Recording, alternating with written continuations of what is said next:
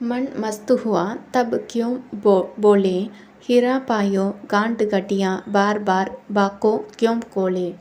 हल्की भी जब जटी तराजू पूरी बाई तब क्यों तौले। सूरत कलारी बाई मतावारी मदवा भी गई बिन तोले। अंग्स पाये मानुष रोव ताल तलैया क्यों डोले। तेरा साहिब है गट माहिम बाहर नई ना क्यों कोले। कहिम कबीर सुनो बाय सदो साहिब मिल गए दिल आ ओले। प्रसंग। यह पद संत कवि कबीरदास का है। कबीरदास ज्ञानश्री शाखा के कवि थे। अब आप पढ़ते थे कबीर की रचनाओं का संकलन विजयक नाम से प्रस्तुत हैं। विजयक के 3 भाग हैं, साकी, सबत और रामायणी।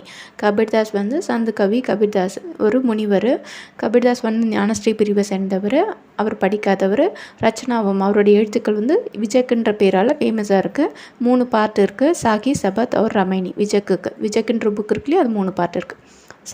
சந்தர்ப்பனா எந்த சமயத்தில் யார்கிட்ட சொன்னதுன்றது சந்தர்ப்ப. பகவான் अंतर्यामी है. भगवान उर्वम इल्लादवर. ईश्वर प्रेम से मिलने वाले आनंद का वर्णन संभव नहीं है. कबीर इस पद में यही भाव प्रकट करते हैं. கடவுளை அடையும் போது நம்மளுக்கு கிடைக்கிற ஆனந்தத்தை வர்ணனை பண்ண முடியாது. கபீர் அதை பற்றி தான் இந்த வரிகளில் சொல்லியிருக்காரு. व्याख्या. जब किसी का मन संतुष्ट होता है तब वह बोलना बंद कर देता है. எப்போ ஒரு மனதை சந்தோஷம் அடைதோ அப்போ அவங்களுக்கு பேச்சு வராது. किसी को हीरा मिल जाता है तो वह उसे गांठ में बांध कर सुरक्षित रख लेता है. யாருக்கு வைரம் கிடைக்குதோ அவங்க உடனே அதை முடிச்சு போட்டு பத்திரமா வச்சுக்க தான் பார்ப்பாங்க. वह बार बार गांठ खोल कर नहीं देखा. தொடர்ந்து அதை பார்க்க மாட்டாங்க எப்போ பார்த்தாலும். तराजू में कोई सींच तौले जाती हैं और பல்ட்டி बराबर हो जाती हैं. தராசை ஒரு வாட்டி அளவு எடுத்து பார்த்துட்டா போதும், அதை தொடர்ந்து அளவு சரியாக இருக்கான்னு பார்த்துட்டே இருக்கணும்னு அவசியம் இல்லை. தபு कोई भी उसे बार बार नहीं तौला. எப்பயுமே அதை அளவு பார்க்க மாட்டாங்க. मेरा ध्यान ईश्वर के बारे में सोचता रहता है. என்னுடைய கவனம்லாம் ஈஸ்வர் மேலே இருக்குது, கடவுள் மேலே இருக்குது. इसलिए मेरा दशा प्याक्ड ஜெய்சே ஹே. இதனால் என்னுடைய நிலமை குடிகாரர்களை போல் இருக்கு. உசே பியாக்கடு மது கே பிரபாவ் சே மஸ்த் ஹோக்கர் மௌன் ரக்தா ஹே.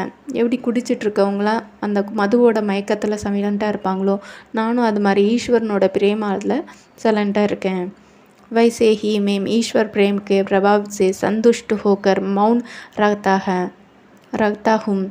जो अंश पक्षी मानसरोवर पहुँच जाता है वह तालाब को नहीं घुसता है.